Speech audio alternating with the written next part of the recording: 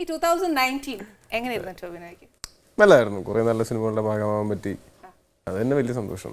നമുക്ക് കരിയർ വൈസും എല്ലാ രീതിയിലും നമുക്ക് എന്താ പറയുക ഭയങ്കര സന്തോഷമുള്ള വർഷമായിരുന്നു 2019. ഓക്കെ, ലാസ്റ്റ് ടൈം ടോവിനോ ഇവിടെ വരുമ്പോൾ ഉണ്ടല്ലോ കുറേ കാര്യങ്ങളാണ് ഞങ്ങളോട് പറഞ്ഞത്. അത് കഴിഞ്ഞതിന് ശേഷം ഉണ്ടല്ലോ എൻ്റെ ടോവിനോ, ഞാനൊരു സത്യം പറയട്ടെ, ഇപ്പൊ യൂത്തിലെ പിള്ളേരുടെ ഇടയിലോട്ട് ഇറങ്ങുമ്പോൾ എഞ്ചിനീയറിങ്ങിന് പോകുന്ന പിള്ളേരൊക്കെ എന്നോട് പറയുന്നത് എന്നറിയോ, ഞാൻ പറഞ്ഞു മോനെ എങ്ങനെയാണ് ക്ലാസ് എല്ലാം കഴിഞ്ഞോ, ഇയർ എല്ലാം കഴിഞ്ഞോ? ചേച്ചിയുടെ ഷോയിൽ ടോവിനോ പറഞ്ഞിട്ടുണ്ട് എന്നാത്തിനാ പഠിക്കുന്നേ. അങ്ങനെയല്ല ഞാൻ പറഞ്ഞത്, എനിക്ക് എന്റെ പേഴ്സണൽ ഇതാണ് പറഞ്ഞത്. ബാക്കി നന്നായിട്ട് പഠിച്ചവരൊക്കെ ഉണ്ട് കേട്ടോ, നന്നായിട്ട് പിള്ളേരുടെ നാവിൽ അത് മാത്രമേ ഉള്ളൂ. എഞ്ചിനീയറിംഗ് പഠിക്കുന്ന പിള്ളേരോട് ഇപ്പൊ ഞാൻ ചോദ്യം നിർത്തി. അവര് പറയുന്ന ഏക ഒരു സാധനം, ഇപ്പൊ ടോവിനോ എന്നാ പറഞ്ഞാലും പിള്ളേരങ്ങ് നെഞ്ചോട് ചേർത്തേക്കുക. അതുകൊണ്ടാ ഇപ്പൊ ടോവിനോ എന്നുള്ള പേരില്ല, ഞങ്ങളുടെ അച്ചായൻ അങ്ങ് കൂട്ടിയേക്കുക. എന്റെ പേര് നല്ല പേരല്ലേ ടോവിനോ. ടോവിനോ എന്ന് വിളിച്ചാൽ സ്നേഹം കൂടുമല്ലോ, അച്ചായനും കൂടെ ടോവിനോ എന്ന് വിളിക്കാം, ടോവിന്ന് വിളിക്കാം. എന്നെ എൻ്റെ വീട്ടിലൊക്കെ കസിൻസൊക്കെ എന്നെക്കാളും പ്രായം കുറഞ്ഞ കസിൻസൊക്കെ എന്നെ ടോവിനോ ചേട്ടാ എന്ന് വിളിക്കുന്നത്. ചേട്ടാ തന്നെയാണ്. പ്രത്യേകിച്ച് തൃശ്ശൂർ ഇരിങ്ങാലക്കുടയൊക്കെ നമുക്ക് എല്ലാവരും ചേട്ടാ എന്നൊക്കെ തന്നെയാണ് വിളിക്കുന്നത്. ഇങ്ങനെ അച്ചായ എന്നുള്ള വിളിയൊക്കെ എനിക്ക് ഭയങ്കര ഒരു അല്ല പാകമാവത്തുള്ള അവസരം ടൊവിനോ എന്ന് വിളിച്ചു.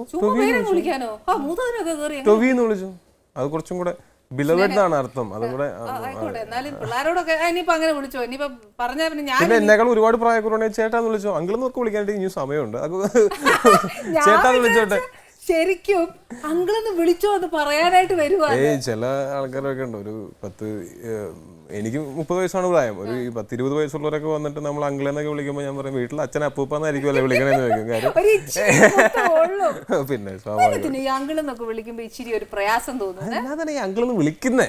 അതാണ് ഞാൻ പ്രയാസം വരുന്നേന്ന് വിളിപ്പിക്കണ്ടല്ലേ. അതെ, എന്തിനാണ്?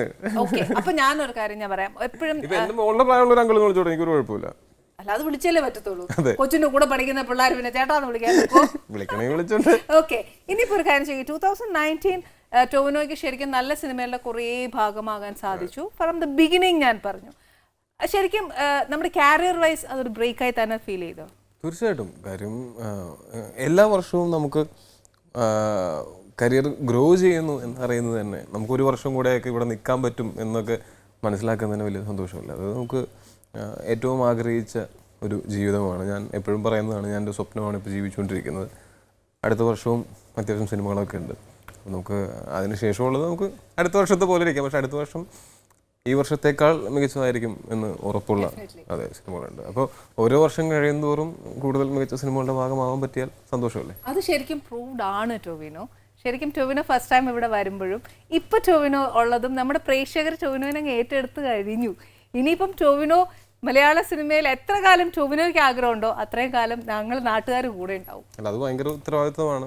ഞാൻ ഇപ്പോൾ കുറച്ചും കൂടെ എൻ്റെ സെലക്ഷൻ പ്രോസസ്സൊക്കെ ഭയങ്കരമായിട്ട് കുറേ നോക്കിയാണ് ഇനി ചെയ്യുന്നത്. കാര്യം നമുക്കങ്ങനെ ഒരു ഇത്രയും ഇത് വലിയ ഉത്തരവാദിത്വമാണ്. ഒരുപാട് പേര് നമ്മളുടെ സിനിമകൾ കാണാനായിട്ട് ആഗ്രഹിക്കുന്നു, വെയിറ്റ് ചെയ്യുന്നു എന്നൊക്കെ പറയുന്നത് നമുക്ക് ഭയങ്കര ശരിക്കും അത് തോന്നുന്നുണ്ട്. കാര്യം എന്താണെന്നറിയോ, ടോവിനോ ഓരോ ക്യാരക്ടർ സെലക്ട് ചെയ്യുമ്പോൾ ഭയങ്കര ട്രൂ ഡെഡിക്കേഷൻ 100% അല്ലെങ്കിൽ 101% പറയാം. കാര്യം ഒരു ഫിലിമിൽ ചിലപ്പോൾ നമ്മൾ നോക്കുമ്പോൾ നല്ല താടിയുണ്ട്, ചിലപ്പോൾ താടിയില്ല, ചിലപ്പോൾ മീശ മാത്രമേ ഉള്ളൂ, മീശയില്ല. അങ്ങനെ ഇങ്ങനെ ഓരോ ക്യാരക്ടറിനും ഓരോ ഈവൻ ലൂസിഫർ തുടങ്ങി ഇതുവരെ ഭയങ്കര വേരിയേഷനാണ് ടോവിനോയിൽ വന്നത്. അപ്പോൾ ക്യാരക്ടർ സ്റ്റഡി ചെയ്യാൻ ടൈം എടുക്കുന്നു. കീൻ ഒരു ക്യാരക്ടർ സെലക്ട് ചെയ്യാൻ മാത്രമല്ല അതിനോട്ട് ഇറങ്ങാൻ വേണ്ടിയിട്ട് അതിന് വേണ്ടി തയ്യാറെടുക്കുമോ? തീർച്ചയായിട്ടും നമ്മളുടെ ജോലിയുടെ പ്രധാന ഭാഗം അതാണല്ലോ. നമുക്ക് ഈ ഞാൻ ബ്രേക്ക് ഇല്ലാതെയാണ് ലൂസിഫർ മുതൽ ഒരു ഇടക്കാട് ബറ്റാലിയൻ വരെയുള്ള സിനിമകൾ ചെയ്തേക്കുന്നത്. എനിക്ക് അതിനകത്ത് ബ്രേക്ക് ഇല്ല. ഇപ്പോൾ അവിടം വരെ പോകണ്ട. ലൂസിഫർ മുതൽ ലൂക്ക വരെ എടുത്തു നോക്കുകയാണെങ്കിൽ ഞാൻ ബ്രേക്ക് ഇല്ലാതെയാണ് ചെയ്തിരിക്കുന്നത്. ലൂസിഫറിന് ക്ലീൻ ഷേവ് അടിച്ച ഞാൻ ലൂക്കയിൽ ഇത്രയും താടിയായിട്ട് വന്നത് എങ്ങനെയാണ്, വിത്തൗട്ട് ബ്രേക്ക് ഞാൻ എങ്ങനെ ചെയ്തു എന്നുള്ളത്.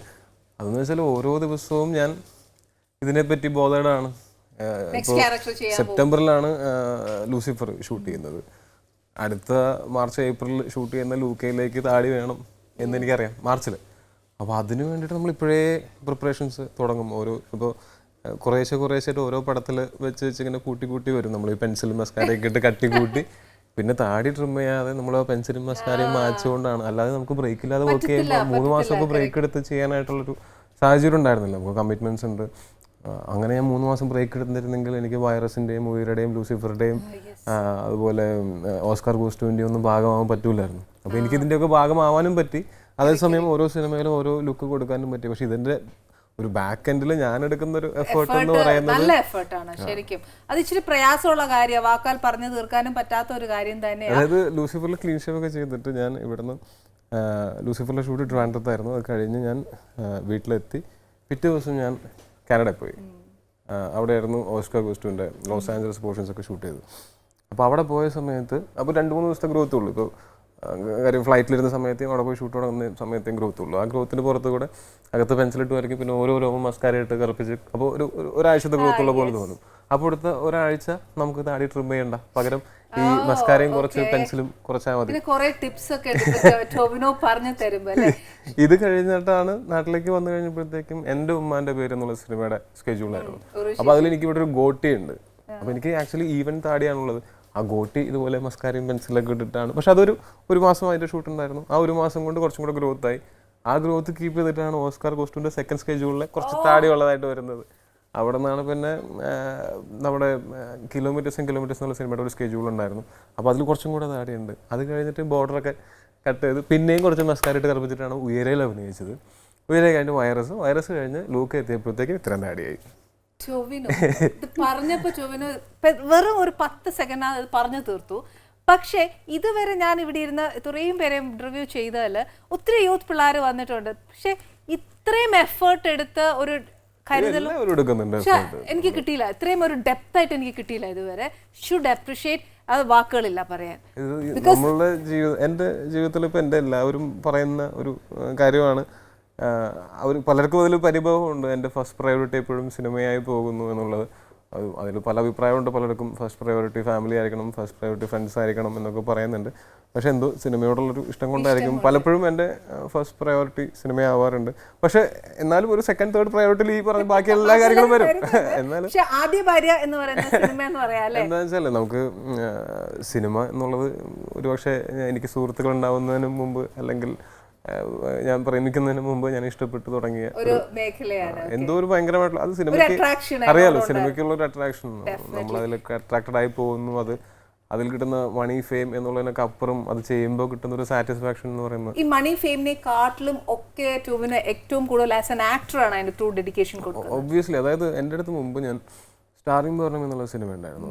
ആ സിനിമയുടെ ഷൂട്ടിന് വേണ്ടിയിട്ട് ചണ്ഡീഗറിൽ പോയപ്പോൾ അവിടുത്തെ ഒരു ഞാൻ ഏതോ ഹോട്ടലിൽ നിന്ന് കൃത്യമായിട്ട് ഓർക്കുന്നില്ല, അതിൻ്റെ ഓണർ എന്ന് പറയുന്നത് ഒരു പഞ്ചാബി ഒരു കക്ഷിയായിരുന്നു. ഇദ്ദേഹം അത് ഒരു 5 സ്റ്റാർ ഹോട്ടലാണ്. ഇദ്ദേഹം അന്ന് ഓൾറെഡി വാൾസൊക്കെ പണിതിട്ട് കൊണ്ടുവന്ന് ബിൽഡിംഗ് ഒറ്റ ദിവസം കൊണ്ട് ഒരു ഇത്ര നിലയുള്ള ബിൽഡിംഗ് പണിത് അങ്ങനെയൊക്കെ ലിംക ബുക്ക് ഓഫ് റെക്കോർഡിലൊക്കെ കയറിയിട്ടുള്ളതാണ്.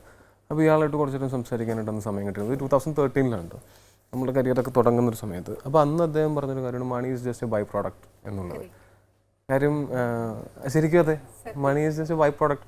നമുക്ക് കുറേ പൈസ ഉണ്ടെങ്കിലും ഇപ്പോൾ എനിക്ക് ഒരു സിനിമയിൽ ഞാൻ വാങ്ങുന്ന ശമ്പളം മുഴുവനായിട്ട് എനിക്ക് കിട്ടുകയും എന്നാൽ സിനിമ അത്രയ്ക്ക് അങ്ങോട്ട് വിജയിക്കാതിരിക്കുകയും ചെയ്തു കഴിഞ്ഞാൽ എനിക്കതിൽ യാതൊരു സന്തോഷമില്ല.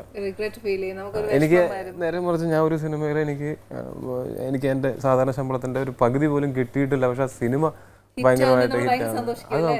അപ്പോൾ അതെന്തുകൊണ്ടാണ്? അപ്പോൾ അത് മണിയും ഫെയിമും ഒന്നുമില്ല. അതിനപ്പുറം നമ്മൾ ചെയ്യുന്ന വർക്ക് അപ്രിഷിയേറ്റ് ചെയ്യപ്പെടുമ്പോൾ ഒരു സാറ്റിസ്ഫാക്ഷനാണ്.